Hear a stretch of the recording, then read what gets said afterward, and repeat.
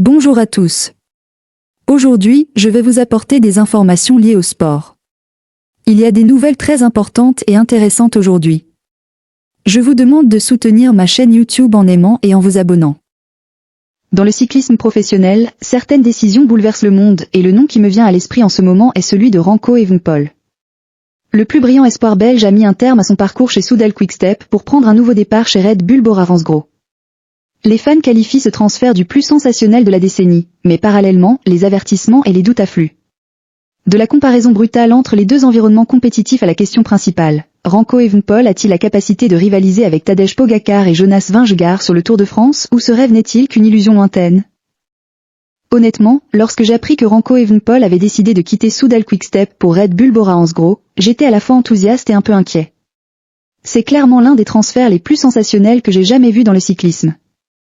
Je comprends que, pour Remco Evenepoel, ce départ soit comme un nouveau chapitre, un nouveau départ plein d'ambition et de défis. Je suis en partie d'accord avec Johan Bruyneel. C'était le bon choix, car Red Bull Bora-Hansgrohe possède l'expérience et le courage nécessaires pour participer aux courses que Remco rêve de remporter. Mais j'espère aussi que Remco Evenepoel gardera son sang-froid, car l'aura d'un contrat prestigieux ne garantit pas un succès à long terme. La pression dans un nouvel environnement sera forte et seule la foi et la persévérance l'aideront à prouver sa véritable valeur. En tant que passionné de cyclisme, j'espère que Remco Evenepoel trouvera non seulement le succès sous ses nouvelles couleurs, mais aussi qu'il se trouvera lui-même, un coureur fort et déterminé, digne de la confiance de fans comme moi. En lisant ces commentaires de Johan Bruyneel, j'ai ressenti une profonde inquiétude pour Remco Evenepoel. Chez Soudal Quick-Step, il a été presque entièrement choyé, 95% de ses souhaits ayant été exaucés. Mais cet accomplissement a contraint Remco Evenepoel à devenir l'initiateur, celui qui a assumé la plus grande responsabilité pour tracer sa propre voie. Chez Red Bull Bora-Hansgrohe, les choses allaient être différentes. Il allait entrer dans un monde où l'infrastructure, le personnel et les ressources financières pourraient penser à sa place.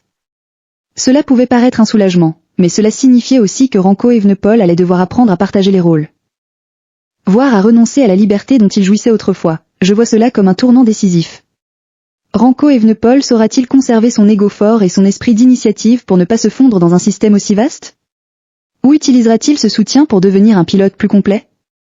Personnellement, j'espère qu'il trouvera un équilibre, afin de ne pas perdre la fougue et la maîtrise de soi qui ont marqué sa carrière. Honnêtement, quand j'ai entendu Johan Bruyneel déclarer que peu importe l'équipe pour laquelle Remco Evenepoel court, il ne battra jamais Tadej Pogačar et Jonas Vingegaard au Tour de France, j'ai ressenti une profonde tristesse et un profond chagrin. Je sais que le Tour de France est le rêve ultime de tout coureur, et Remco Evenepoel ne fait pas exception.